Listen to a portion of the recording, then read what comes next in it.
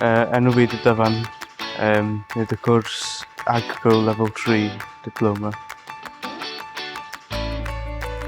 Nes i dod i'r cwrs yma achos dwi wedi bod tyfu fyny ar ffarm di gael interest mewn peiriannau machinery, felly trwsio pethau ar y ffarm bob yn hyn. Mae'r cwrs yn cyfro lot o bethau. Ni'n gwneud lot ar peiriannau tir, tractors, transmissions, diagnostics, lot yn y workshop a yn bach yn y dosbarth hefyd. Peth dwi'n licio mwy am y cwrs ydy'r gyd o'r gwaith hands-on, dysgu am pethau yn y workshop, wneud pethau newydd.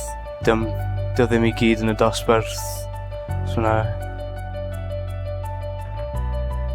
Os ydych chi eisiau gwneud y cwrs yn y dyfodol, jyst ni'n trio fo, achos mae yna lot o angen mechanics felly yn pobl i gweithio ar y tractors a'r peiriannau o gwmpas.